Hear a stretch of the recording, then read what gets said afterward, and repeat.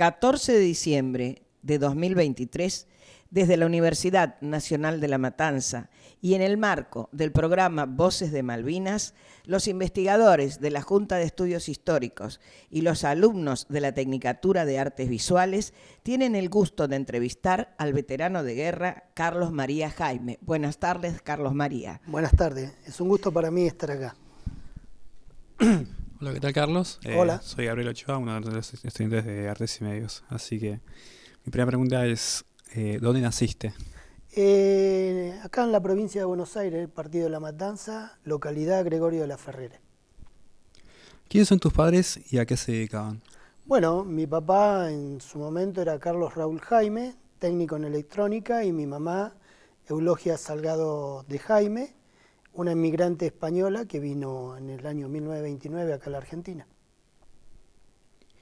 ¿Tienes hermanos? Tengo 7, en total somos 7, tengo 6 más. 2 fallecidos y 4 en vida todavía. ¿Cómo y con quién viviste tu infancia? Bueno, mis padres se separaron cuando yo tenía 1 año y viví un poco con cada uno. Un tiempo con mamá, un tiempo con papá, porque a veces la situación de los matrimonios cuando se separan resulta así, que te toca vivir un poquito con cada uno. ¿Qué te gustaba hacer? En mi infancia, como todo chico, disfrutar de la vida, jugar, soñar con cosas que se te vienen a la memoria, como toda criatura, y tener un buen pasar dentro de la vida. Esos eran los sueños, creo que de la gran mayoría de los chicos. ¿Qué querías hacer cuando fueras grande? Bueno, en realidad mi profesión me hubiese gustado estudiar Derecho, ser abogado. ¿A qué escuela fuiste? Fui a la escuela número 112 de Gregorio de la Ferrere, que quedaba enfrente de la cancha de Deportivo La Ferrere. ¿Qué sabías de las Islas Malvinas antes de la guerra? Absolutamente muy poquitito, nada prácticamente.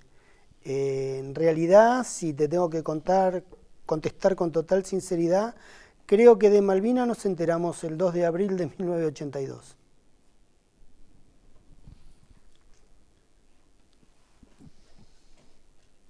Te llevo nuevamente a la infancia y tratando de recuperar algo que me comentaste fuera de cámara. ¿Cómo no? ¿Fue fácil tu niñez o difícil? No. Como todo chico de acá, de la provincia de Buenos Aires, creo que del gran territorio nacional, creo que la niñez de nosotros siempre es difícil. Vivimos en un sistema un poquitito conflictivo, ¿cómo te podría decir? Por eso le respondí a este chico recién cuáles eran los sueños, que una cosa son los sueños y otra cosa son las vivencias, porque yo puedo soñar con muchas cosas, pero vivir cosas totalmente diferentes. Si querés que te responda mi niñez, para que más o menos la entiendas, yo tenía 12 años y no me olvido nunca que con mi mamá trabajábamos, por decir trabajábamos, porque yo lo denomino de esta manera, que cirugiábamos en la quema del kilómetro 31 y te contaba fuera de cámara que era una experiencia única que no me arrepiento de haberla vivido porque me enseñó muchas cosas y aprendí a comer de la basura o de lo que la gente le sobraba, que hoy lamentablemente a los 60 años veo que a mucha gente le toca pasar por la experiencia que yo pasé cuando tenía 12. Carlos María, por favor, si no querés no contestes, pero es interesante y como estas entrevistas las dejamos para futuro, usaste un término que nosotros entendemos, que es cirugiar. ¿Querés explicar en qué consiste cirugiar? Cirugiar consiste en ir a un lugar donde va la gran cantidad de basura que desecha la gente y que es transportada por camiones. En ese momento la transportaba la empresa que hoy sigue trabajando acá en el partido de La Matanza, que es Martín Martín. Voy a hacer referencia a un muchacho que era el camionero del camión número 139, Tano, Remo le decíamos nosotros, él me sacó de la basura, él me sacó de la quema. Fue un muchacho que le toqué su corazón, le caí bien, yo era un pibe de 12 años, y me dijo, no quiero que cirujíes más en la quema, venite a trabajar conmigo a mi camión, y ahí empecé a ver y a tratar con gente que por ahí se interesaba un poquito por la necesidad de los demás. Pero la ciruja en sí consiste en juntar de la basura trapo, papel, cartón, aluminio, y por ahí encontrás alguna manzana que viene tirada en la basura, agarrás un trapito, la limpiás, sacás tu cuchillito, tirás la parte que está mala y te comes la parte que está buena. Eso es alimentarse de la basura, que no es la deshonra de nadie, es aprender a vivir y a conocer las diferentes oportunidades que te da la vida.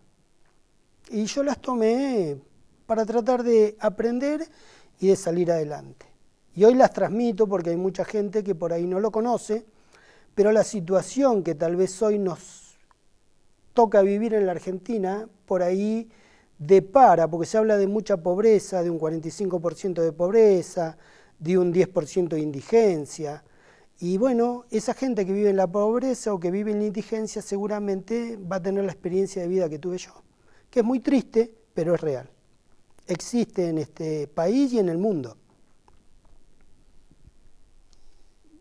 Otra pregunta también vinculado con tu infancia, ¿no? Fuiste en escuela muy particular, ¿no? Sí, por supuesto. La escuela 112 se caracterizaba por ser la escuela de los tranvías. Nosotros teníamos como salón los tranvías que se habían pasado a desuso y que como no había infraestructura para hacer un aula, dentro de ese tranvía nosotros teníamos el salón, era el aula de los chicos. Y bueno, también conté fuera de cámara que esos tranvías me depararon por ahí muchos retos, muchos chirlos, porque por ahí entraba, en ese tiempo también existía lo que eran los turnos intermedios, porque había mucha matrícula de chicos en las escuelas públicas y se tenían que dividir en 3 turnos, no en 2. Entonces por ahí entraba a las 11 de la mañana un lunes con mi guardapolvo de punta en blanco, como me mandaba mamá, y a las 11:02 tenía mi guardapolvo, que era un desastre por andar de cuerpo tierra debajo de los tranvías. Pero bueno, son cosas que se viven en la infancia, que todavía perduran en la memoria porque te traen grandes recuerdos, ¿no? ¿En la escuela sabían que vos solías cirugiar? No. ¿Nunca dijiste nada? No, eso, ¿cómo te puedo contar? Fíjate, mirá lo que es la coincidencia de la vida. Mi apellido es Jaime. No sé, hay mucha gente que conoce al muñequito o la caricatura de Jaimito, que cuando le preguntaban, o los cuentos de Jaimito, que le decían, Jaimito, ¿qué comiste ayer? 2 tazas de milanesa, señorita. Bueno, yo no podía contar que cirugiaba, porque yo siempre tenía que contar que comía bien, ¿me entendés? Porque era muy triste, pero lo llevábamos con alegría. Era la realidad de una familia que trataba de vivir de todo lo malo, sacar la parte buena y contar la parte buena, porque muchas veces a la gente no le interesa la parte mala. Y tenés que seguir para adelante, nada más. Pero con relación a los útiles, todo eso, ¿podías llevarlos a la escuela o te faltaban? Y llevaba lo esencial, un cuaderno, por ahí un chico llevaba un cuaderno tapa dura, y yo llevaba un cuaderno tapa blanda, común, no sé cómo se denominaba en ese momento, y por ahí uno llevaba, qué sé yo, una cartuchera o una cajita de colores de 12 y vos llevabas los colores que te habían quedado el año pasado. O con mucho sacrificio por ahí te podías haber comprado una cajita de colores de 6, pero lo importante era que antes había mucha solidaridad, mucho compañerismo, todo se compartía, no había tanto egoísmo como hay hoy en día. ¿Me entendés? Uno se interesaba por el otro.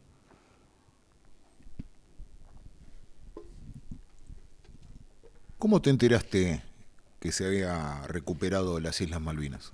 Estando en Ezeiza, yo me incorporé el 1 de marzo, estuve 15 días acá en el regimiento, yo hice acá en Tablada, y de ahí nos llevaron a lo que se denominaba el campo de intrusión, que quedaba detrás del campo atómico acá en Ezeiza, y estábamos ahí en plena instrucción y un día por la radio nos enteramos que se habían recuperado las Islas Malvinas.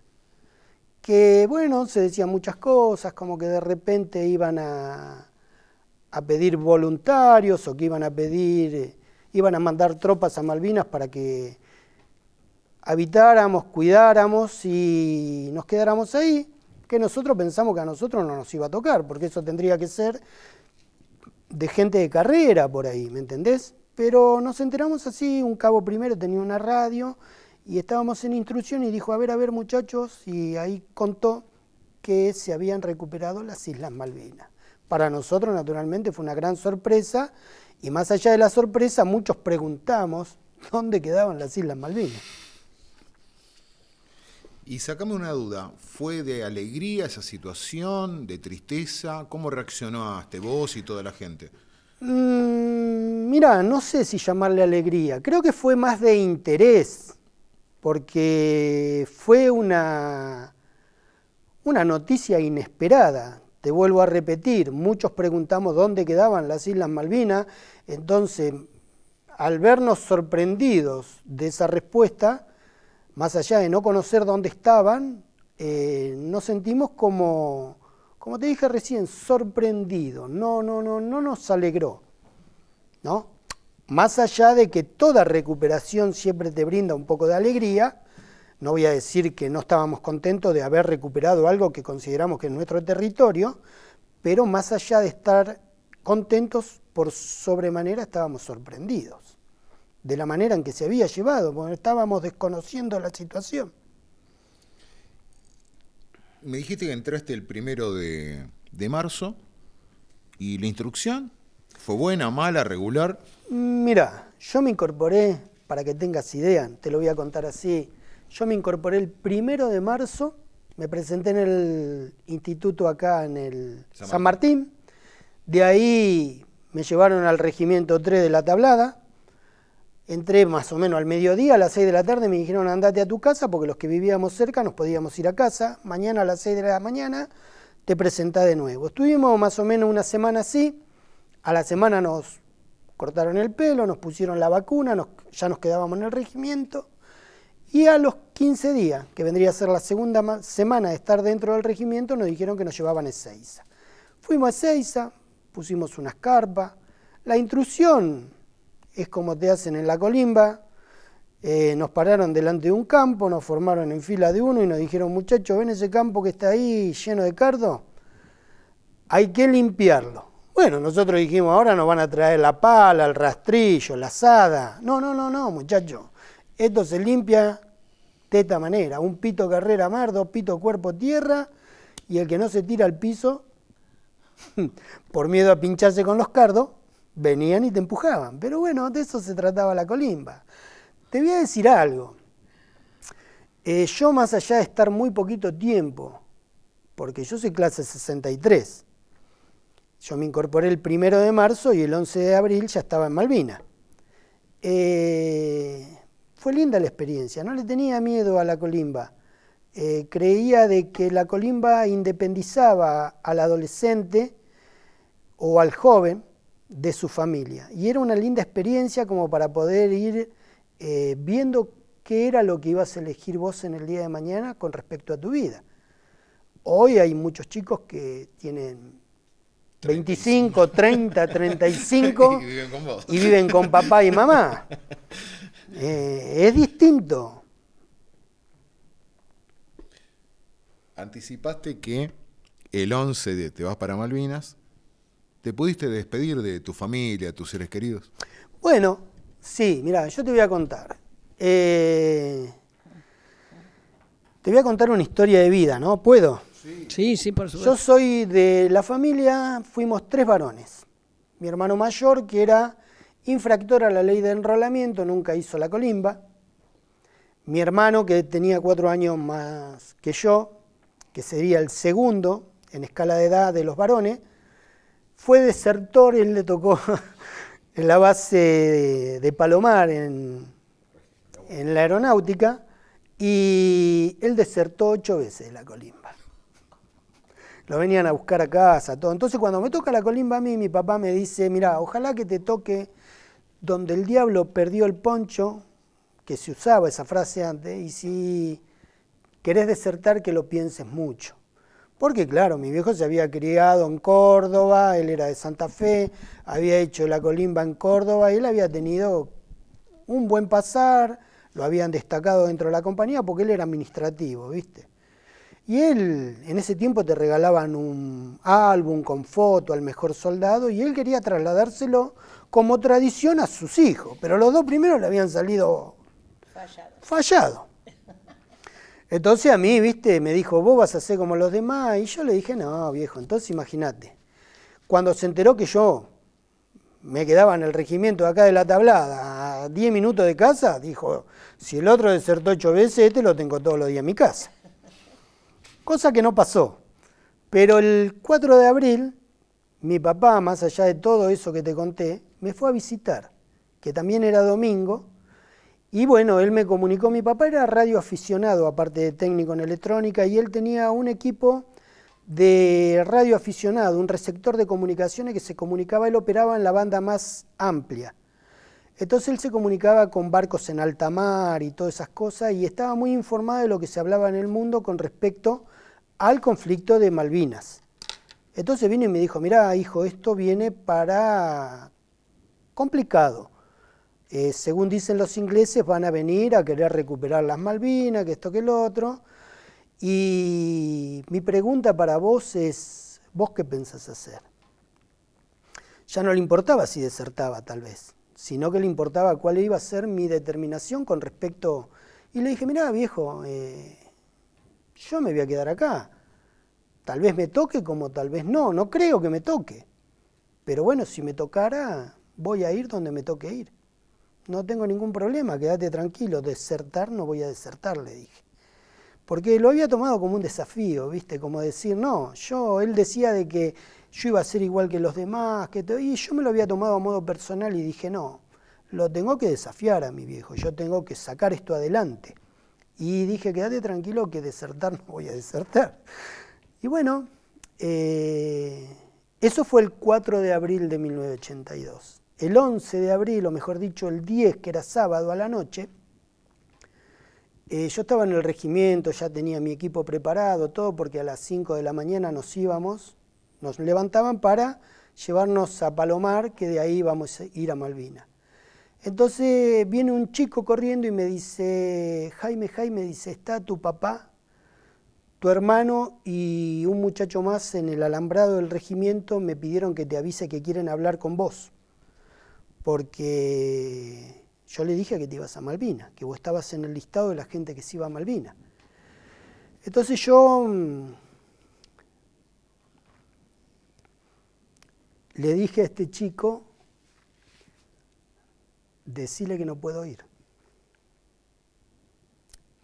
Que hay una orden que los que van a Malvinas no se los puede molestar, que no te dejan salir de la compañía, que tienen que descansar. No, me dice, pero ¿cómo vas a hacer eso? Es tu viejo, no te vas a despedir de tu viejo. Y le dije, no, ¿sabés qué pasa? Que si voy no vuelvo. Entonces vos andá y decirle así que él me va a saber entender. No me pude despedir. El domingo a las 5 de la mañana, 6 de la mañana, cuando subimos a los micros y nos llevaban para Palomar, yo trataba de no estar del lado de la ventanilla para que no me viera ningún familiar, porque iba a ser duro el momento. Y bueno, lo pude evitar. No te digo de que me enorgullezco de lo que hice, pero sí me siento bien, porque tal vez hubiese sido una despedida muy conflictiva, muy jorobada para mí y para la familia. ¿Cómo fue tu llegada a las islas? Bueno, ese mismo domingo tipo 5:30, porque de acá fuimos a la base de Palomar, ahí nos subieron arriba de un avión que nos tuvieron un rato largo. Nosotros pensábamos que el avión, la ignorancia, ¿no? de nosotros que éramos jovencitos, que nunca habíamos viajado en avión, bueno, Para nosotros era todo una travesura. A ver si me entienden. Acá hay chicos que tal vez tienen la edad que yo tenía o un poquito más. Pero para nosotros a los 18 años era una travesura subir a un avión. No sabíamos que íbamos a una guerra. No sabíamos que íbamos a un conflicto que en definitiva nos iba a llevar a una guerra, donde muchos de esos chicos no iban a volver. Iban a quedar allá. Entonces nosotros pensábamos, bueno, ahora subimos, yo agarro el asiento del lado de la ventanilla, voy a agarrar el del pasillo, que esto cuando subimos al avión. No había Era un tubo totalmente pelado donde pusimos el bolso portaequipo y nos tuvimos que sentar ahí arriba. Después de estar como 2 horas ahí, que hacía calor, tomó un avión, era todo jolgorio, todo broma. Agarró, se puso en la pista el avión, carreteó y cuando levantó vuelo creo de que ahí tomamos conciencia de que verdaderamente no era un viaje de placer. Porque hubo un silencio total en el avión. Por lo menos cuento la experiencia que me tocó vivir a mí, lo que yo vi, lo que yo percibí. Puede haber gente que cuente otra cosa, pero yo digo lo que yo sentí en ese momento. Creo de que ahí se tomó conciencia de que verdaderamente nos estábamos yendo. Se hizo un silencio muy, muy grande y es como que todos mirábamos para abajo cómo iban achicándose las casitas, quedando la tierra ya tan lejana. Y de ahí nos llevaron a Río Gallego. En Río Gallego llegamos, nos bajamos, nos dijeron que nos iban a dividir en 2 aviones porque la pista de Malvinas era más corta. Nos dieron un plato de polenta, una marmita de polenta caliente para que comiéramos. Y bueno, ahí nos dividieron en 2 aviones y llegamos tipo, creo, no quiero mentir, pero creo que eran tipo 5, 6 de la tarde a Malvinas. Y bueno, ahí bajamos, nos encontramos con un clima totalmente diferente al de acá, hacía frío. Nos formaron, caminamos 8 kilómetros por una ruta en un descampado y pasamos la noche ahí. Y nos dijeron que después al otro día nos iban a decir a dónde iba la compañía, porque no nos decían a nosotros, sino a los jefes, y de ahí nos íbamos ubicando. Y bueno, de ahí fui a la parte donde yo la conozco como Bahía Anunciación, donde nos dijeron que íbamos a ocupar la primera línea y que íbamos a tener que cavar nuestras propias trincheras y vivir ahí esperando que sucediera lo que al final sucedió, que fue que vinieran los ingleses y tuviéramos un conflicto bélico. ¿Tuviste contacto con los isleños, con los kelpers? No, los vi, pero yo dialogar o tener contacto con ellos no, porque primero que no hablo el idioma de ellos y más allá de que no teníamos esa posibilidad de poder conversar con ellos. Dijiste que tenías que, después, cuando ya llegaban al campo, tenían que hacer las trincheras. ¿Recordás con quién estuviste, con quién hiciste tu trinchera? Contanos esa experiencia. Bueno, sí. En realidad lo mío es algo muy particular porque en mi trinchera tenía que venir un cabo primero conmigo. No sé por qué, pero lo habían puesto conmigo, que en definitiva no vino. Yo cavé mi propia trinchera y pasé todo el tiempo que estuve solo en mi trinchera. Fue una experiencia un poco dura, pero también creo de que es una experiencia interesante.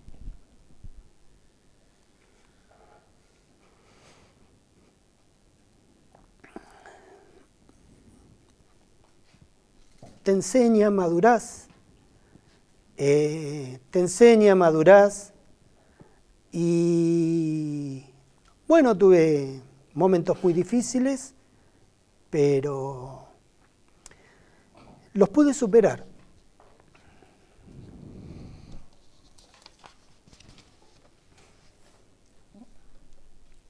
Está bien, ¿eh?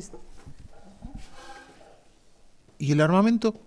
Bueno, yo fui a Malvinas provisto de un armamento que era una pistola 9 milímetros y 26 balas.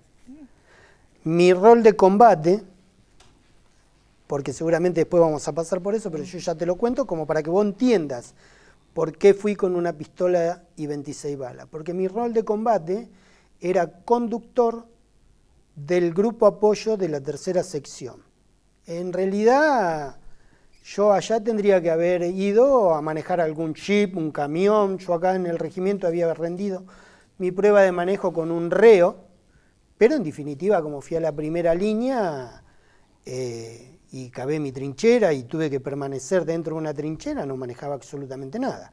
Mi armamento era ese, una pistola 9 milímetros y 26 balas. Después de que empezó el conflicto de Malvinas, un muchacho compañero se lastimó, que no recuerdo en este momento el apellido.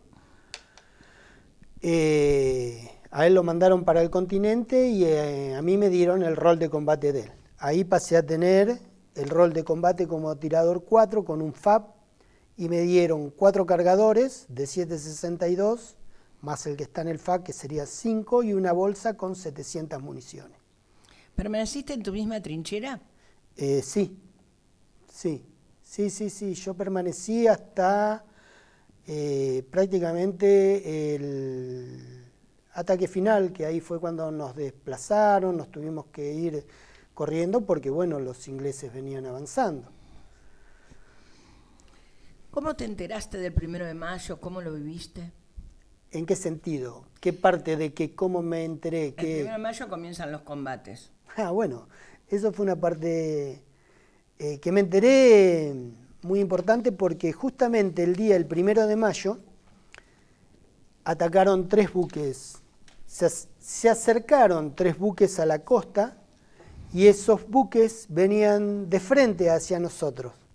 Atacaron justamente en la parte donde estábamos, se aproximaban justamente en la parte donde estábamos nosotros. ¿Cómo era tu relación con tus superiores? Buena, en realidad era buena porque nunca estuve muy cerca de mis superiores. Yo permanecía en mi lugar y si no con los muchachos, tratando de llevar el día a día. Mi superior directo en ese momento era un sargento primero a cargo de la 3ª sección, que no tengo las mejores referencias ni los mejores recuerdos del sargento primero Mesa. Y después teníamos 2 cabos, creo que eran, 2 cabos primero, pero nos llevábamos bien. No, yo no tuve inconveniente. Yo cumplí con lo que se me pedía, que por ahí era una guardia.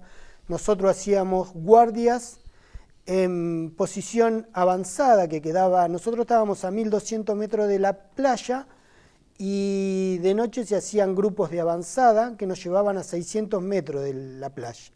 Delante nuestro teníamos todo un campo minado, que obviamente íbamos con algún suboficial que nos llevaba, y ellos sabían por el lugar que teníamos que ir, porque si no podíamos lastimarnos.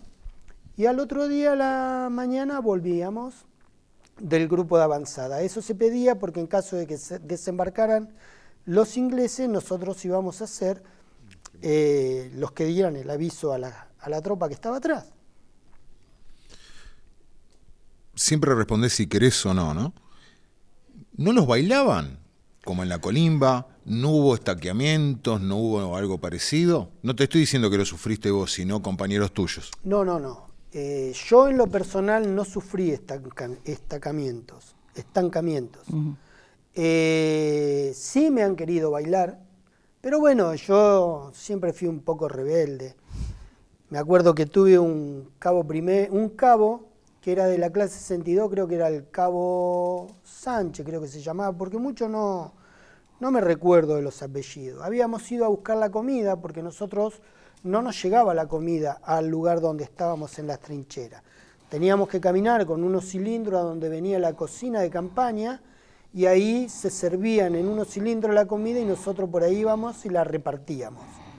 Bueno, cuando llegamos ahí, que nos encontrábamos con otros muchachos de otras secciones ahí, este señor, este cabo, me quiso hacer ejecutar movimientos vivos. Por ejemplo, me dijo, soldado, alrededor mío carrera mar, cuerpo tierra, y yo le dije, mirá, discúlpame, yo no voy a bailar. Yo no vine acá a bailar para vos, vine acá a hacer la guerra y si querés, presentame ante las autoridades que vos quieras, pero yo bailar no voy a bailar.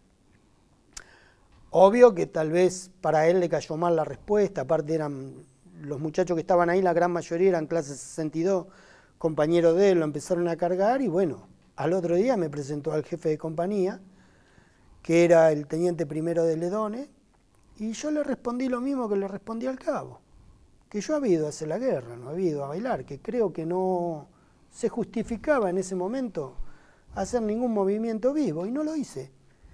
Pero eso no quita de que otros muchachos sí lo padecieron, otros muchachos padecieron que los estaqueaban. Tal es así, yo he tenido un compañero de apellido Márquez que estaba estaqueado, hacía mucho frío, él tenía las manos moradas y teníamos un cigarrillo. O mejor dicho, él tenía un cigarrillo en el bolsillo de su chaquetilla y me dijo, Jaime, tengo ganas de fumar, ¿por qué no lo sacás y lo prendés? Pero que no te vean porque por ahí te van a estaquear a vos, me dice. Y le dije, no te hagas problema, le saqué el cigarrillo, lo compartimos y yo le desaté las manos para que se le desinflamaran, porque en realidad el frío te cortaba, la soga te cortaba la circulación y se te congelaban las manos. Aparte estaba de espaldas contra el piso. Obviamente que eso no me parecía normal, no me parecía algo acorde. Creo que tendríamos que haber recibido un mejor trato, porque más allá de que ellos eran superiores en escalafón, no a nivel humano, ¿no? Porque a nivel humano somos todos iguales, sino que ellos por su carrera militar eran superiores en escalafón, no tenían por qué llevarnos a ese extremo. Contéstame si querés, ¿no? Pero tu compañero, el que estaba estaqueado, ¿cómo estaba vestido? Con su bombacha de combate y su chaquetilla. Muchas veces cuando te estaqueaban te hacían sacar lo que era el dubé, que le decían dubé a una campera que era brigada, porque también te voy a contar la parte que me tocó vivir a mí, que no la dije, que fue cuando este muchacho no solamente me dieron el rol de combate de él, sino que le pedí la campera yo. Porque cuando acá en el regimiento nos prepararon y nos dieron el equipo para ir a Malvinas, yo no llegué al reparto de dubé. El jefe de compañía, el teniente primero de Ledones, tuvo la buena predisposición de sacarse su campera, que era una campera finita, de esas infladas, pero muy finita, de ponerse el dubé él y de darme la campera de él a mí. No sé si entendiste. Sí, sí. Entonces yo a Malvinas fui con la campera del teniente primero, que era una campera que se usaba acá, y él fue con el dubé. Entonces allá, cuando este muchacho se lastimó, que lo mandaban de vuelta para el continente, en ese momento yo le pedí si él se podía llevar la campera que yo tenía y dejarme su dubé, que era más abrigado. Y ahí conseguí ponerle en el mes de mayo mi dubé, pero los primeros 20, 30 días estuve con esa campera. ¿Qué temperaturas hacía? Y no tengo exactamente la temperatura, pero sí te puedo decir de que hacía mucho frío, poca alimentación. A veces estabas en tu trinchera y por ahí las paredes de la trinchera, que eran de tierra, se agrietaban y pasaba el agua, o por ahí te tocaba la trinchera estar con los pies en el agua. A veces le poníamos lo que encontrábamos, palo, piedra, lo que fuera, y hacíamos como una elevación dentro de la trinchera para poder estar, porque siempre había agua. ¿Cómo te enteraste y cuándo el hundimiento del general Belgrano? Y nos enteramos creo que los primeros en enterarse fueron la gente de carrera, los que tenían cargo, y nos llegó la noticia del hundimiento del general Belgrano, y para nosotros fue, en lo personal, muy triste. Muy triste por la manera en que se había dado y por la gran cantidad de vidas humanas que se habían perdido en una parte donde no era una guerra, era un crimen de guerra, porque sí, el buque General Belgrano estaba fuera de la zona de exclusión, sí, y no correspondía que fuese atacado. Tengo entendido, esto no lo digo yo, simplemente lo escuché, que creo que el comandante de la nave que dispara contra el crucero General Belgrano pidió que se le repitiera la orden porque él interpretaba de que no estaba dentro de la zona de exclusión y que no correspondía hundirlo. Y bueno, ahí recibió, por lo que se comenta, ¿no?, su segunda orden ratificada y tuvo que atacarlo. No lo justifico. No lo justifico bajo ningún punto de vista. ¿Con quién vinculás esa orden que se dio para hundir al Belgrano? Directamente creo que la dio Margaret Thatcher. Voy a hacer una mención tal vez para aquellos que no conocen o que tal vez el día de mañana puedan ver esto. Creo de que la mención que voy a hacer que sirva para la conciencia de mucha gente, que como veterano de guerra, hoy nuestro presidente de la nación, el señor Javier Milei, se siente representado por la señora Margaret Thatcher, por Churchill, por Ronald Reagan, y se olvida de los veteranos de Malvinas. Porque yo creo de que uno puede tener, tal vez, ¿cómo podría decirlo?, una afinidad o un reconocimiento a cosas que tal vez le agraden de otra persona.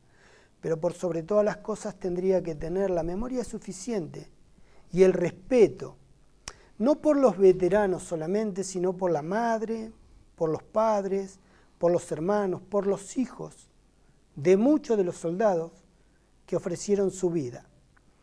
A veces he escuchado en muchos lugares que a los veteranos de Malvinas se los critica o se les dice, pero escuchame una cosa, vos hoy estás bien, tal vez ganás una pensión nacional y una provincial, pero se olvidan que nosotros no fuimos a la guerra por una pensión. Nosotros fuimos por convicción, por sentimiento, por patriotismo, porque yo amo mi país. Creo que ningún argentino tendría que irse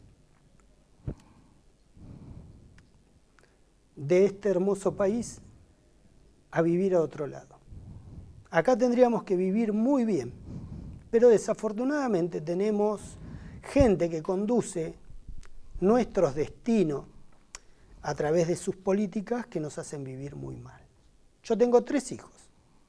Tengo mi hijo de 31 años, de 33 años, tengo mi hija de 26 y mi hija de 23, y casualmente el 29 de diciembre tienen que ir a hacer la ciudadanía para ver si se pueden ir a vivir a España. Cosa que a mí me parte el corazón, pero que sí les dije de que independientemente de que a mí me parta el corazón, no me queda otra opción que acompañarlas al aeropuerto. Porque es el futuro de ellos, es lo que ellos van a elegir. Y desafortunadamente te dicen cosas que duelen, como que en este país no hay futuro. ¿Me entendés? Pero sí hay libertad. Pero no la libertad que promete Milei, porque yo desde el año 63 que nací, siempre viví en libertad en la Argentina. Nunca me sentí perseguido por nadie. Entonces la libertad que te prometen es mentira. Porque la libertad sin igualdad es estafa.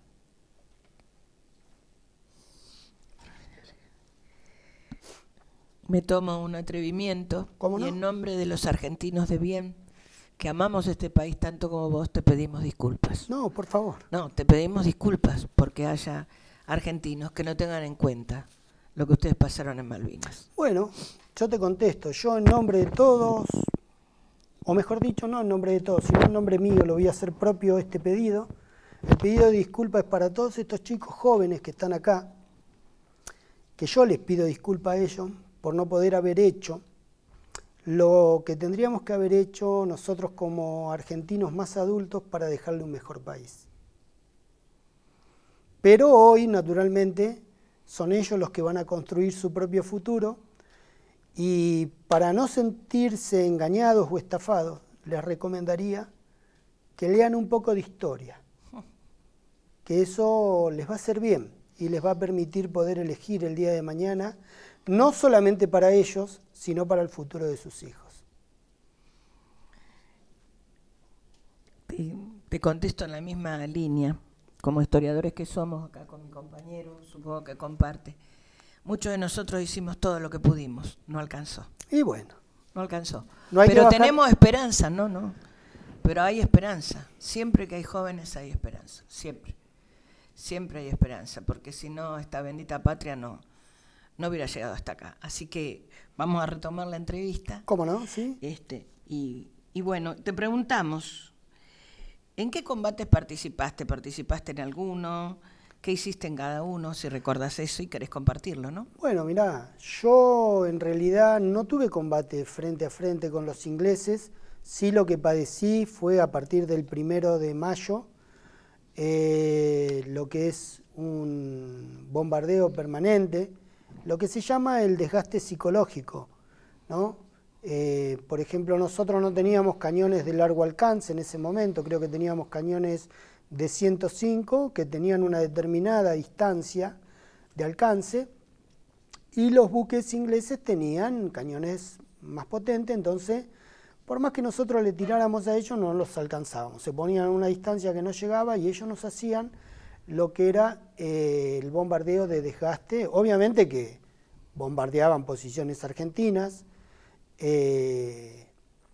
hubo bajas, hubo heridos, pero en la parte donde yo estaba, por ejemplo, se denominaba el bombardeo de desgaste psicológico, no te dejaban dormir, te bombardeaban de noche, o mejor dicho, uno podía descansar, pero no es lo mismo descansar en esa situación, aunque el ser humano es un animalito de costumbre. El ser humano, el primer bombardeo, te voy a comentar, a mí me agarró de sorpresa, dentro de mi trinchera, nosotros teníamos la orden de dormir con los bolseguí puestos, dormir vestido y sin sacarnos los bolseguí, ¿no? Porque siempre teníamos hasta la altura de la rodilla, más o menos, los pies congelados. A mí en lo personal me pasaba eso, sufría mucho el frío. Pero yo de noche, cuando me metía en mi trinchera o que decidía descansar, me sacaba los bolseguí. Y dentro de esa campera, que yo digo que era finita, me sacaba la campera y ponía los pies y me frotaba para que me diera calor y me circulara la sangre, porque se hablaba mucho de los pies de trinchera, que al tener los pies congelados se descomponía la sangre, no sé cómo era el proceso, y te agarraban pie de trinchera. Entonces yo no quería que me sucediera eso. Y el primer día que bombardearon, yo estaba solo dentro de mi trinchera, porque siempre estuve solo, y me había sacado los bolseguí. Y cuando empecé a sentir que caían las bombas, me agarró una crisis de nervios. Era tanto lo que temblaba que me quería poner los bolseguí y no podía. Hasta que alcancé a ponerme los 2 bolseguí, nosotros teníamos la orden de quedarnos adentro de la trinchera. Bueno, yo salí, me acosté afuera del pozo, cuerpo tierra, porque, no sé, se me disparó para ese lado. La incertidumbre de lo que me estaba tocando vivir en ese momento, la desesperación, me llevó a tomar esa reacción. ¿Qué recordás de los compañeros caídos en tu compañía, en tu alrededor? ¿Pasó eso? En la compañía B no hubo bajas del Regimiento 3. Tengo entendido, no sé bien, pero tengo entendido que creo que en la compañía Comando o en la compañía A, no sé cuál de las dos, sí sufrió bajas. ¿En qué momento sentiste peligro inminente, que podías perder la vida? ¿Cómo enfrentaste ese miedo? Bueno, a partir del primer bombardeo, ahí sentí verdaderamente mucho miedo y tomé conciencia de que verdaderamente estábamos en un conflicto bélico, porque hasta ese momento nosotros, o mejor dicho, hasta el 1 de mayo, nosotros pensamos de que por ahí no pasaba nada, que por ahí estábamos ahí, que iba a llegar a arreglarse, porque también estaban los tratados de paz y todo eso que se hacía, que venía el Papa, que venía creo que el presidente de Estados Unidos, no me acuerdo quiénes eran, no recuerdo los nombres, pero sí sé que se trataba de no llegar a un conflicto bélico de enfrentamiento. Y bueno, no se consiguió.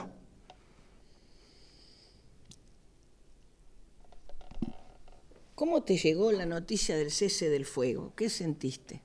Bueno, el día 14 de abril, el 14 de junio, el día de la rendición, nosotros ya desde la noche anterior veíamos los combates cada vez más cercanos, nos desplazaron, nos tuvimos que ir para atrás, para el lado del pueblo. En un momento hubo una montaña que la habían tomado los ingleses y querían que fuera retomada por las tropas argentinas, y nos formaron. Nosotros verdaderamente en la situación, en el lugar donde yo estaba, nunca nos llegaba nada, ni alimento, ni cigarrillo, ni nada de eso, cosa de que acá se decía que la gente enviaba muchísimas cosas.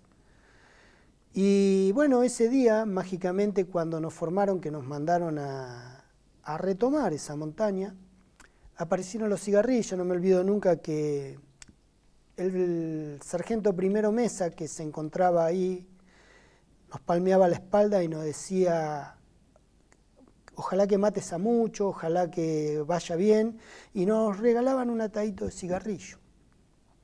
Bueno, yo tuve una respuesta en ese momento, que no se lo acepté el atado de cigarrillo, porque ¿para qué lo quería? Si por ahí no me podía fumar ni un cigarrillo. Me llegaba tarde el cigarrillo, y me parecía muy cobarde la actitud de que de sargento para arriba se quedaron todos. De sargento primero para arriba se quedaron todos. Nosotros subimos con 2 cabos y un sargento. Y nos estaban bombardeando. Ahí fue donde inminentemente sentí que por ahí no volvía. Y naturalmente que en una de esas noches, voy a contar algo muy personal mío, ¿no? En una de esas noches en mi trinchera, yo en la desesperación de no saber si volvía, si me moría en Malvinas, qué iba a ser de mi vida, como estaba solo y tenía mucho tiempo para pensar, imaginaba cualquier situación, si en un ataque por ahí me herían en un brazo, cómo podía ser para salvarme, porque se te cruzan todas esas cosas. Si era un brazo no era nada, porque iba a poder caminar, decía, si era una pierna, cómo me iba a hacer un torniquete. Hasta llegué a pensar si me herían en las 2 piernas, que aunque sea arrastrándome a un puesto sanitario iba a llegar, decía yo. Pero en esa desesperación y en esa soledad, un día, siendo de que soy católico, hablaba con Dios. Y le propuse a Dios que si esa noche soñaba con mi viejo, era el mensaje que él me decía de que yo volvía. ¿Por qué? Porque la desesperación de no saber y la soledad te llevaba a imaginar un montón de cosas feas. Entonces yo en una charla, así como estoy hablando con ustedes, en mi trinchera le decía: mirá, Dios, me encantaría poder tener la posibilidad de poder ver a mis hermanos, de decirle, viste que a veces en la familia uno por ahí tiene un hermano que está con un tarrito y haciendo ruido y a vos te molesta, y decís, ¿por qué no terminás? Me dejás de molestar. Bueno, allá todas esas cosas se valoran. Allá te acordás de tu hermano que te molesta, del perro que por ahí te rompió una zapatilla, o de las cosas simples que acá nos fastidian, allá las querés vivir en todo momento y las aceptás y las extrañás. Entonces yo le pedí a Dios que me permitiera tener una respuesta y que si la respuesta era negativa, yo la iba a aceptar, porque no me quedaba otra opción que aceptarla. Y si la respuesta era positiva, que bueno, que no importaba la manera. Yo no era que ponía condiciones, tengo que volver como estoy. Si me tocaba volver herido o como fuera, volver. Y bueno, al otro día cuando me desperté tuve la satisfacción de recordar que había soñado con mi viejo. Entonces cuando llegué a la montaña, también me permití dudar de Dios en ese momento. Porque subiendo la montaña le dije que le agradecía que me hubiese mantenido engañado hasta ese momento, haciéndome creer que por ahí podía volver. Porque verdaderamente en esa montaña sentí que no volvía. Y creí que Dios me había hecho pasar ese lapso de mi vida engañado para no mostrarme la realidad de lo que me tocaba vivir. Pero también permito decirle a todos los chicos que están acá que no hay que dejar de creer, que Dios existe. Gracias por compartir esos sentimientos tan personales. Gracias, muchas gracias. ¿Querés seguir preguntando, por favor? Los armamentos. Sí. ¿Cómo fue la entrega de armamentos? ¿Duro? Cuando nos rendimos, sí, totalmente. Totalmente. Creo que fue en mi vida el momento más angustiante que me tocó vivir. No entregar el armamento, sino tener que aceptar que el esfuerzo que habíamos hecho todos los chicos, porque éramos chicos, tal vez no había alcanzado. Pero hoy, con 60 años,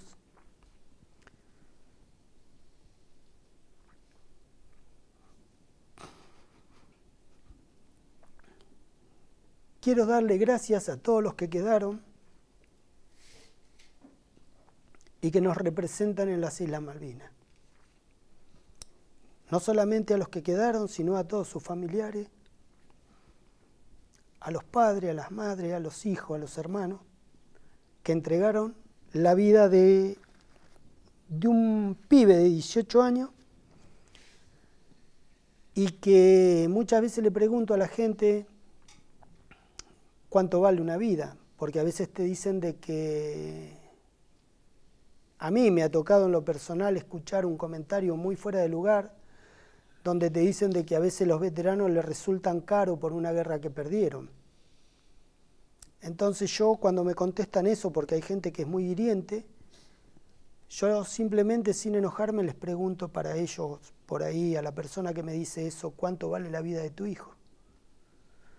Entonces si vos me decís que la vida de tu hijo no tiene precio, no podés juzgar si yo soy caro o barato, porque yo ofrecí lo único que tenía a mis 18 años, porque verdaderamente no tenía ni auto, ni plata, ni casa, ni nada material para ofrecer, simplemente ofrecí lo más valioso que tiene un ser humano, que es su vida, y que no tiene precio.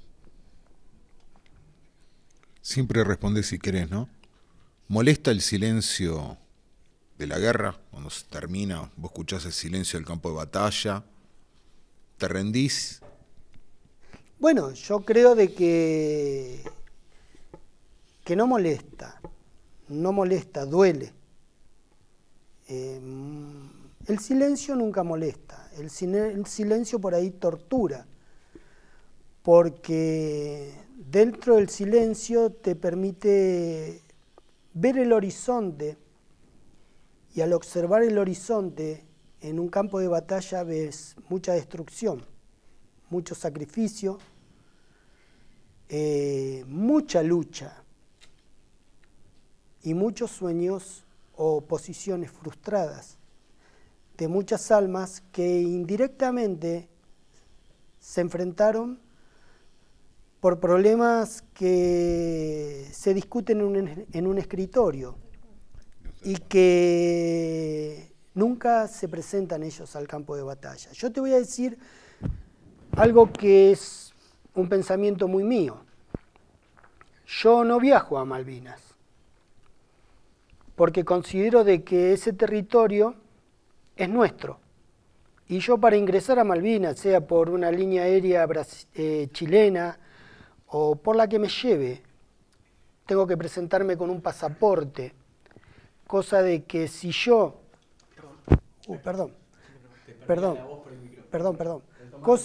Cosa de que si yo, para ingresar a un territorio que yo considero mío, argentino, de todo este pueblo, tengo que ingresar con un pasaporte, estoy reconociéndole como la soberanía a la gente que nos está usurpando. Entonces yo no necesito recordar nada de lo que viví, porque lo tengo todo grabado acá adentro. Sí, lo que necesito es rendirle honores a todos los compañeros veteranos de Malvinas que descansan en las Islas Malvinas y a todos aquellos que quedaron en el mar argentino. Cada vez, yo tengo una casita en la costa.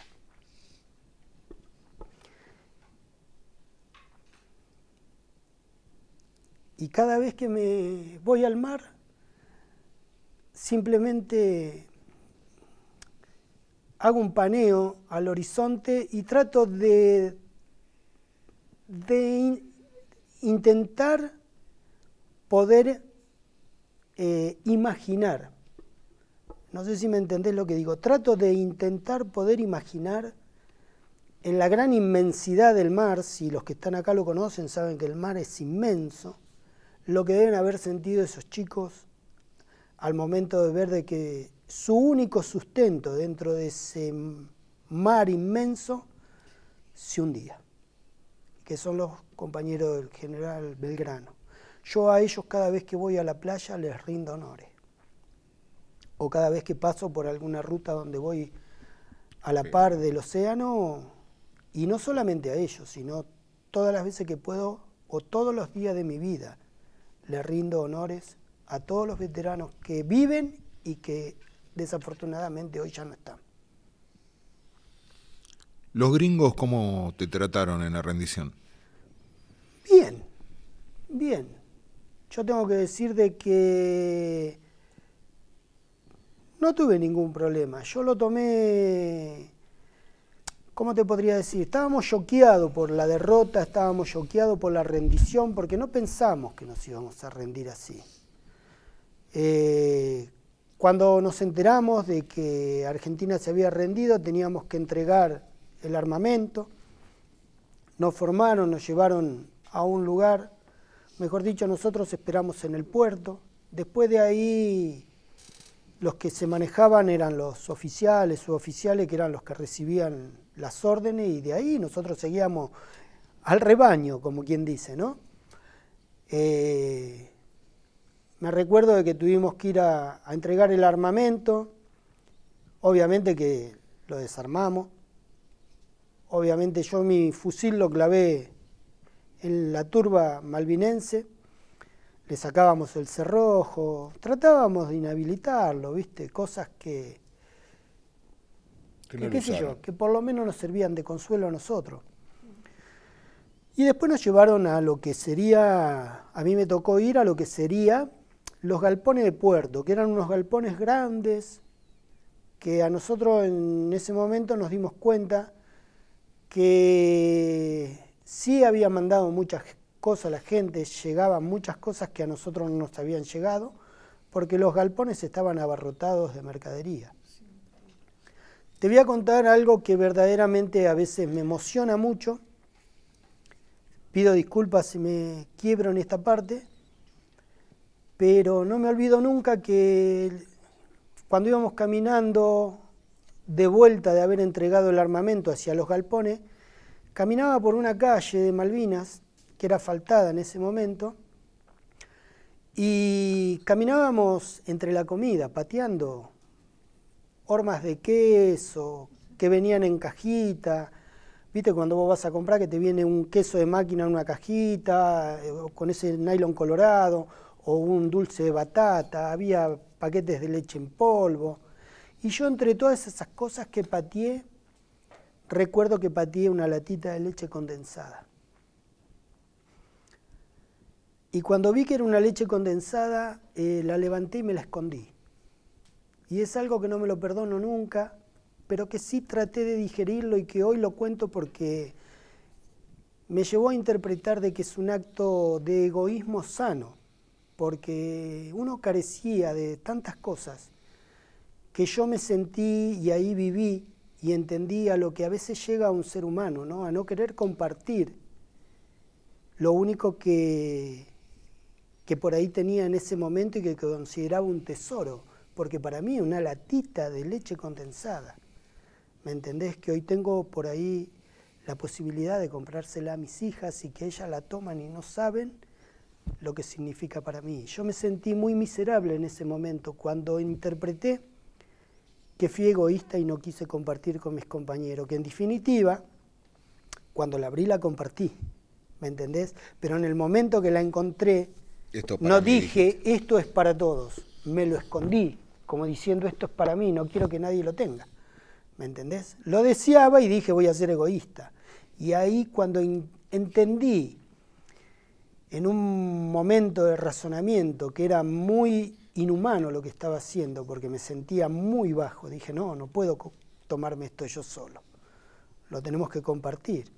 Porque cuando yo llegué al puerto, porque el 14 de junio me perdí de mi compañía, los chicos pensaron de que nosotros podíamos haber quedado lastimados y cuando me vieron me recibieron con una horma de queso de máquina y un pedazo de dulce de batata, ¿me entendés? Después en esos galpones de puerto pude ponerme bolseguí porque los bolseguí míos estaban rotos y ahí se vio mucha injusticia también, ¿no?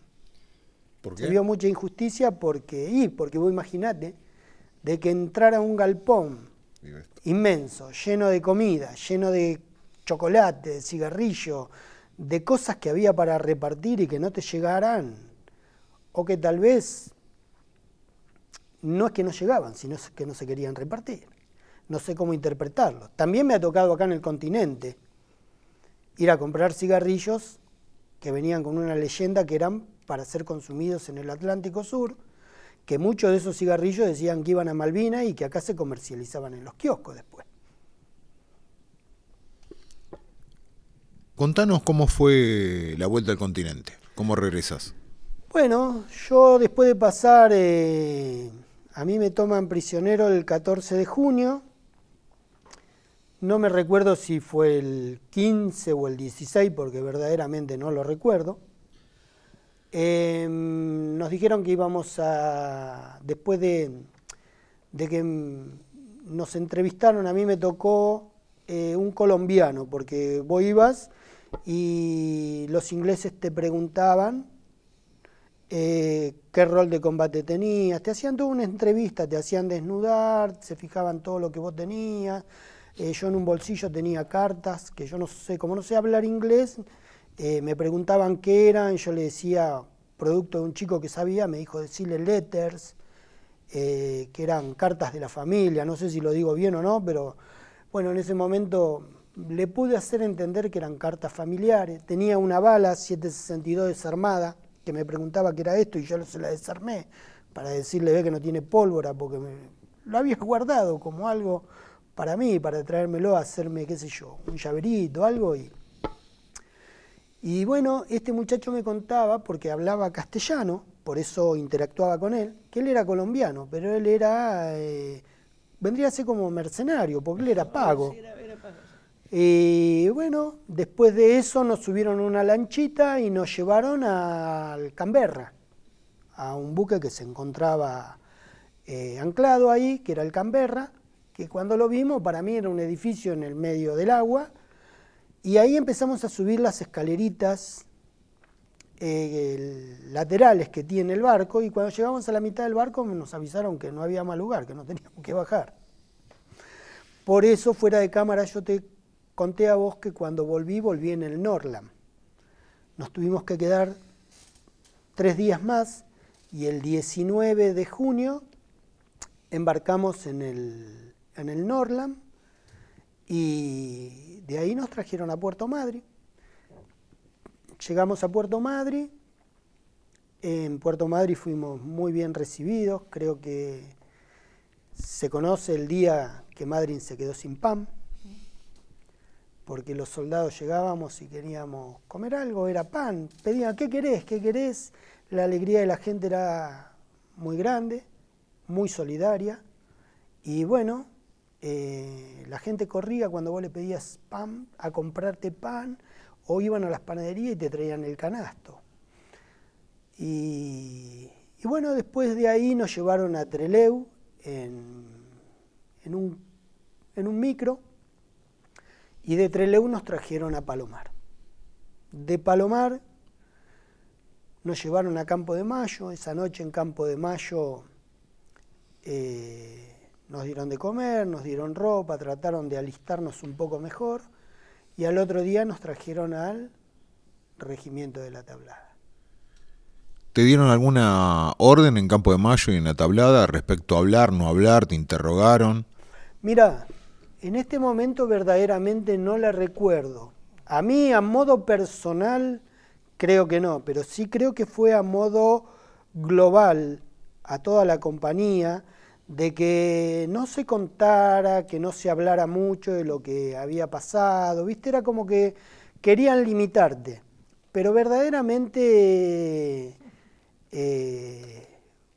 creo de que uno saliendo de ahí tenía la libertad de poder expresar libremente lo que había pasado. Lo que pasa es que el shock de volver a encontrarte con tu familia te hacía obviar esa parte, era más comunicarte, de estar con la familia que recordar esos malos momentos, ¿me entendés? No te obligan a firmar nada entonces. A mí en lo personal, que No. yo recuerde hoy, vos imaginate que hace mucho tiempo yo no lo recuerdo. Después, una parte que no te conté, que dentro del buque vos me preguntaste cómo me trataron los ingleses. Quiero contarte que los ingleses fueron amables conmigo y con muchos de los muchachos que veníamos ahí. Nosotros veníamos en la parte del comedor del buque.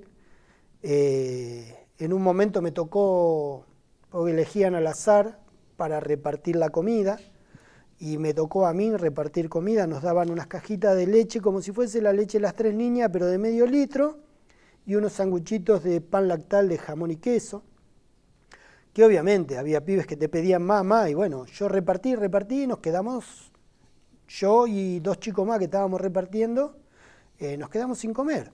Entonces cuando nos dicen de que ya está, que dejáramos los tachos, eso, porque eran como unos fuentones donde poníamos las cosas, yo le hacía seña al inglés, como no sabía hablar inglés, que yo no había comido y los 2 que estaban conmigo tampoco. Y me llevaron a la cocina del barco. Y ahí en la cocina del barco nos dieron de comer, nos trataron bien. Teníamos un buen trato, porque en realidad ninguno de ellos nos había hecho absolutamente nada, ni ellos a nosotros, ni nosotros a ellos. ¿Y el reencuentro con tu familia y tus seres queridos? Bueno, el reencuentro con mi familia fue que cuando yo llegué al regimiento de acá de La Tablada, te cuento lo que me pasó a mí. Por ejemplo, veníamos en los colectivos por camino de cintura, obviamente que uno trataba de ver a algún familiar, yo no me encontré con ninguno. Llegué al regimiento y buscaba, porque la gente estaba dentro del regimiento, afuera, en el césped, como si estuviese, viste, cuando vas a Ezeiza a pasar el día, ¿sí? Muchos ya con sus hijos que se habían encontrado, muchos soldados que estaban con sus hermanos, sus padres. Yo no encontré a mi familia. Me encontré con un muchacho de apellido Bordoy, compañero mío de la compañía B, que habíamos ingresado juntos a hacer la colimba, y que él antes de irme a Malvinas me decía que no fuera. No te vayas, Jaime, pensá en tu familia, no vayas, no vayas. Y porque nos elegían al azar. Del campo de instrucción nos trajeron al regimiento Y nosotros, yo soy clase 63, nosotros reemplazábamos a los que no se habían presentado en la clase 62. Entonces, en su momento, cuando elegían, yo levanté la mano y dije, voy yo, porque había muchos que se habían anotado y no levantaban la mano, o no te elegían. Entonces, como faltaban soldados, yo dije, bueno, voy yo, dije. Y él me decía que no, que pensara a mi familia. Bueno, cuando vine lo encontré a él y él, bueno, nos dimos un abrazo muy grande. Estaba muy feliz de verme, yo obviamente también, y él me quería agasajar con algo. ¿Qué querés? Decime algo que vos querés que yo te traigo, me decía. Y a mí no se me ocurrió otra cosa que pedirle un alfajor de hojaldre,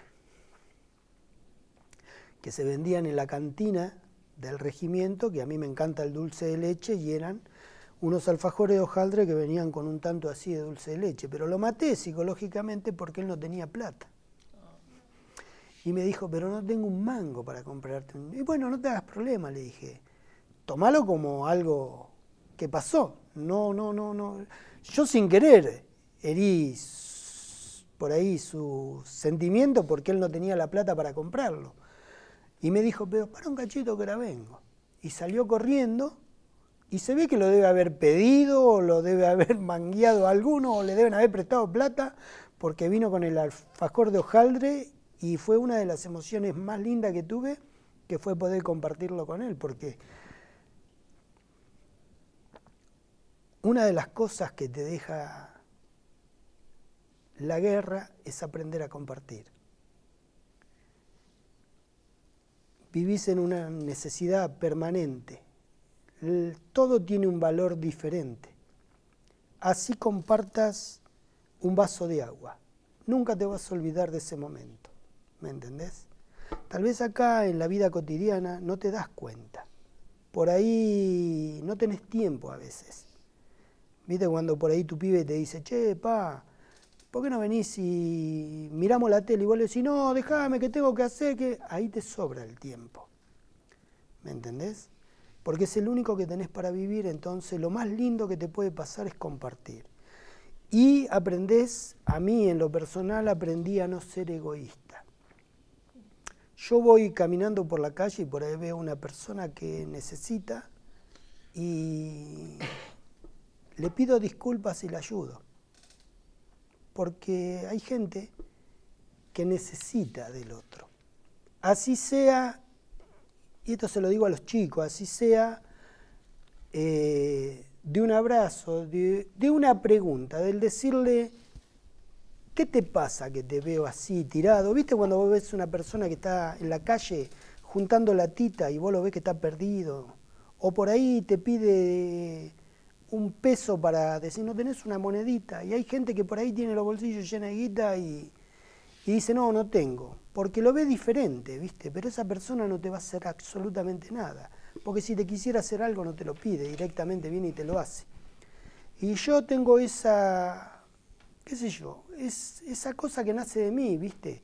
Yo soy una persona que he pasado por una situación de salud complicada. He ido al hospital italiano, me sigo tratando en el italiano porque he tenido un problema de salud, me he tenido que hacer biopsias, gracias a Dios ando bien, pero me ha tocado llegar a la puerta del hospital italiano y encontrar una señora mirando una vidriera llena de alimento y un indigente que vivía en la calle. Y lo digo, pero no como sintiéndome el salvador o el que tiene el poder de darle, no, sino que te sensibiliza. Sentirme la persona que se sensibiliza por la necesidad del otro y poder darle dinero para que esa señora se compre lo que quiera. Ni siquiera preguntarle, porque tal vez vos le preguntás y te dice que no quiere nada.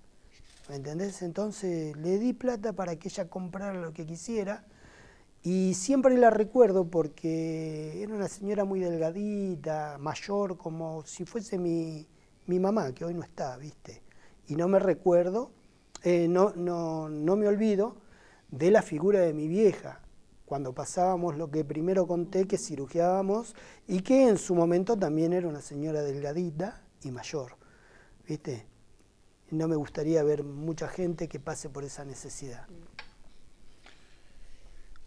Comienza la posguerra, ¿no? Que es la parte difícil cuando... ¿Con quién viviste esa primera posguerra?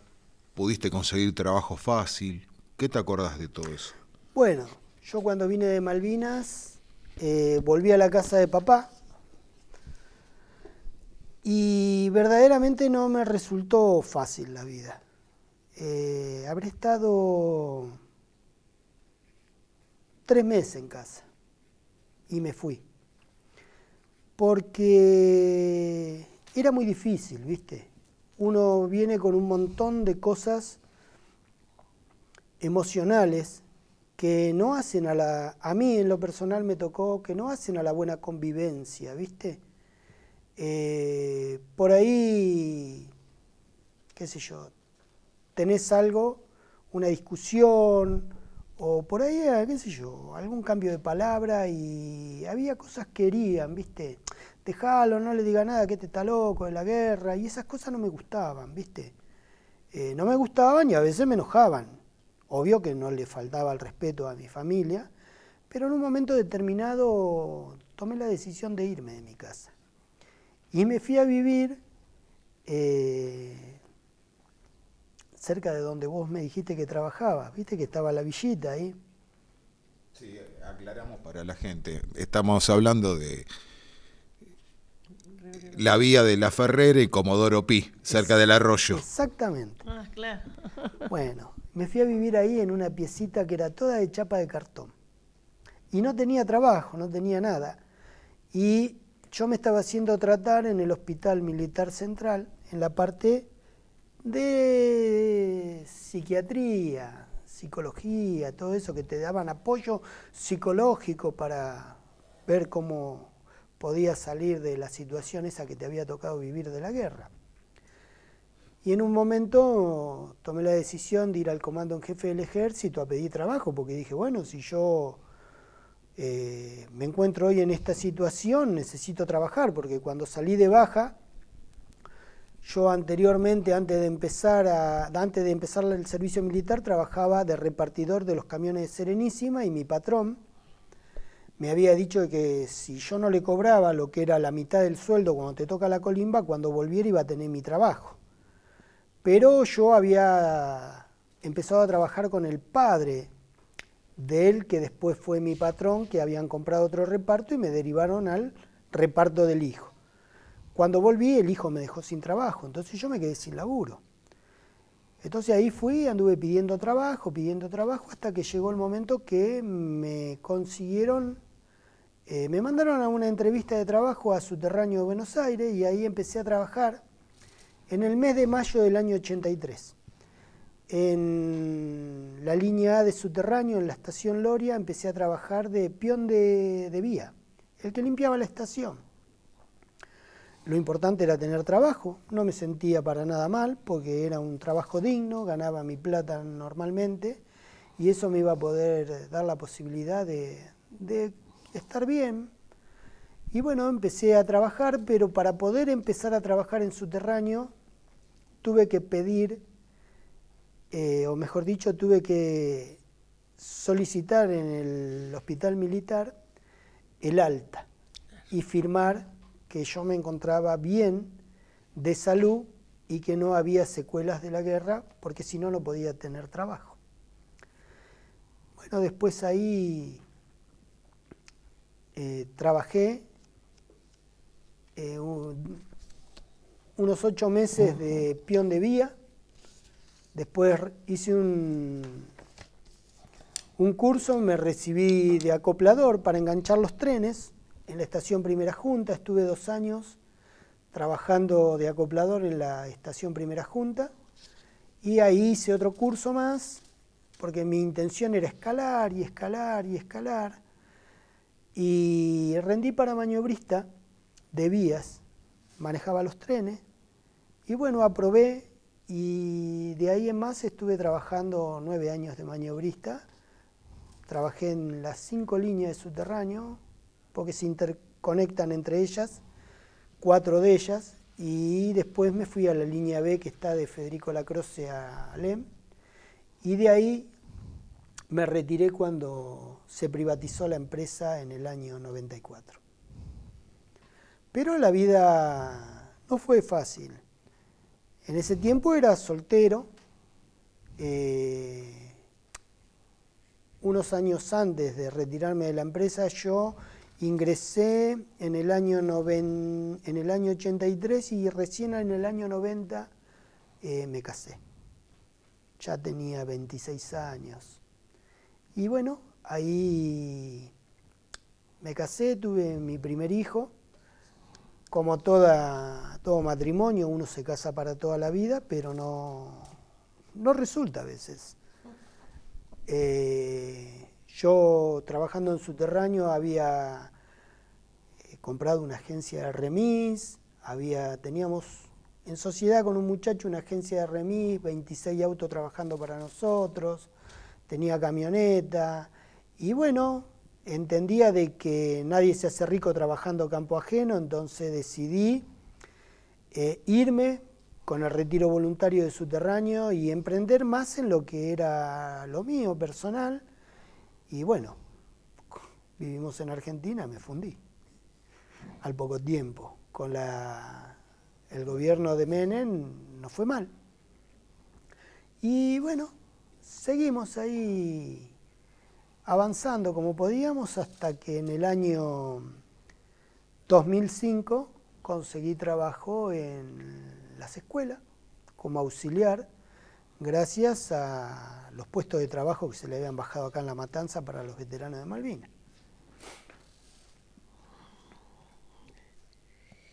¿Qué significa el cementerio de Darwin para vos?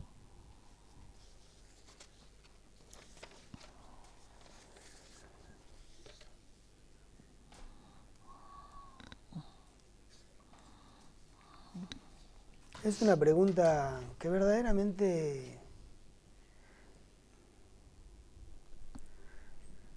no sé cómo definirla porque no quiero herir la susceptibilidad de nadie, porque por ahí para mí significa algo que para otro no es y lo estoy lastimando. Creo que el cementerio de Darwin es el testimonio de una cruel realidad que le tocó vivir a una generación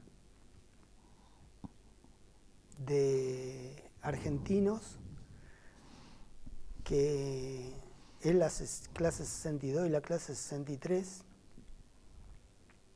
que deja marcado en la historia de la República Argentina un precedente muy grande.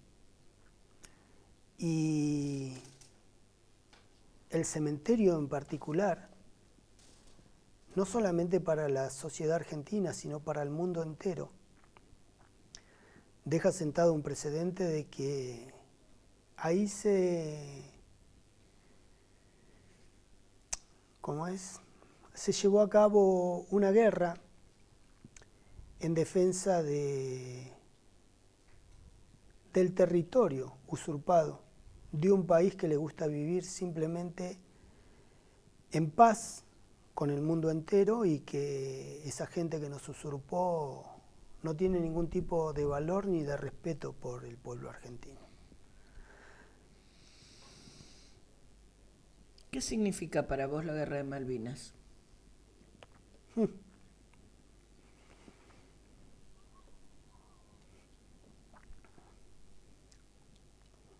Me emociono porque la Guerra de Malvinas significa para mí un cambio muy abrupto en mi vida. Yo tenía una vida con una infancia muy difícil que soñaba con una vida totalmente distinta hasta los 18 años, que se dio lo de Malvinas. Cuando vine de Malvinas, mi vida cambió. Yo era una persona que acostumbraba a ir a bailar, a pasear, a lo que hace cualquier pibe de 17, 18 años. Me sumergí en mí mismo, pasé a ser una persona completamente introvertida, no me comunicaba mucho con la gente. La sociedad también nos marginó un poco, y digo un poco por no decir mucho, pero también tengo que ser Y es muy ingrato lo que voy a decir, pero tengo que ser agradecido de haber participado en la Guerra de Malvinas. Porque independientemente de que no fui a pelear a Malvinas por ninguna pensión, el reconocimiento que después conseguimos nosotros, que no nos regaló nadie, a través de la lucha, hoy me permite, tal vez, poder darles una mejor calidad de vida a mis hijos. Entonces, a veces agradezco el poder haber ido a Malvinas, porque no sé qué le podría haber dado a mis hijos en las condiciones en que a veces se desarrolla la economía de la República Argentina. Entonces es ingrato por eso. Por eso es una pregunta que es complicada responderla, ¿viste? Yo te digo honestamente, lo bueno que me proporciona, la facilidad que me da hoy de poder pagarle un estudio a mis hijos, de poder ayudarlos, o de poder haberme formado, más allá de que yo hoy en la actualidad estoy jubilado, pero sigo trabajando. Creo que voy a morir trabajando porque soy una persona que de la única manera que aprendí a vivir es trabajando. Y más allá de haberme podido jubilar gracias a la jubilación anticipada que nos dieron, más allá de que te piden tener una determinada cantidad de años de aporte, yo los cumplí, pagué los 30 años que me correspondía pagar de aportes, pero más allá de eso hoy sigo laburando y enseñándole a mis hijos de que sin sacrificio no hay nada en la vida. ¿Me entendés? ¿Volviste a formar pareja? Ah, sí. Sí, yo soy casado, tengo un hijo de mi primer matrimonio, me separé, viví un tiempo solo, volví a formar pareja con una chica con la cual tuve 2 hijas. En el año 2001, cuando vino la crisis del 2001, que muchos de los chicos que están acá no la conocen, yo trabajaba de chofer en un camión, repartía congelados. Congelado lo que es, básicamente yo trabajaba para una fábrica de helado y repartía helados. Pero yo hacía lo que era todo lo que eran los hipermercados, hacía la distribución en el interior del país y tenía repartos en la costa. Cuando vino la crisis del 2001, naturalmente la gente no tenía para comer, no iba a tener para tomar helado. Entonces llegó un momento que mis patrones me llamaron y me dijeron, mirá Carlos, lamentablemente te tenemos que dejar sin laburo porque no hay consumo y no hay plata para pagar los sueldos. Guardaron los vehículos adentro, mantuvieron su estructura. Hoy siguen trabajando, hoy los sigo viendo, están cerca de casa, gente muy buena.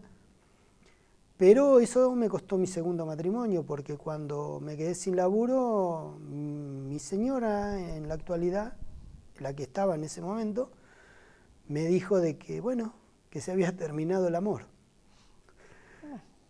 Y a los 3 meses de yo me quedé sin laburo un 12 de marzo y un 17 de mayo me pidió que me fuera porque se había terminado el amor. No era, le dije, mirá, por lo menos séme sincero, decime que lo que se terminó fue la plata, amor nunca hubo, porque la realidad es esa. Pero hoy uno lo dice con total naturalidad, ¿viste? Pero la realidad es esa y hay que aceptarla. Por eso te digo que la vida no es fácil, pero siempre a todo lo negativo hay que buscarle el lado positivo. Porque si nos quedamos, esto si le sirve para los chicos, siempre en la vida te vas a encontrar con cosas que son negativas. Y no te quedes con la visión de todo negativo. Buscale la vuelta y buscale la vuelta y buscale la vuelta, que un lado positivo vas a encontrar. Y vas a encontrar la puerta de salida para poder salir. Es lo mismo que te encerraran acá adentro, bajo 4 llaves, que no tengas la puerta, que te le metan candado y que te digan de acá no vas a poder salir más. No te desesperes. Sentate en la oscuridad y espera, que un hilo de luz vas a ver por dónde entra y esa va a ser la puerta de salida que vas a tener vos. ¿Te quedó algo importante que decir? Que les agradezco a todos la entrevista, que le deseo lo mejor.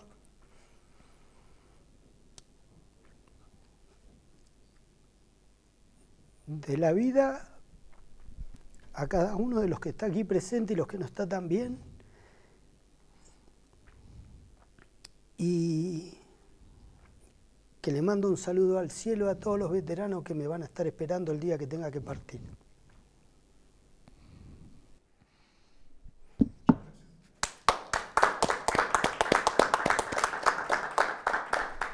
Muchísimas gracias, Carlos María. No, por favor. Te despedimos con todo nuestro amor y te damos las gracias, no solo por la entrevista, sino por tu vida y por compartirla. Muchísimas gracias a todos. Y también un homenaje a todos los compañeros que seguramente están sonriendo y esperándote, pero dentro de mucho tiempo. Nosotros, sí, naturalmente, no me pienso ir ahora, pero naturalmente que para mí quiero dejar claro que verdaderamente la vida me dio los mejores hermanos que pude tener, que son los veteranos de Malvinas.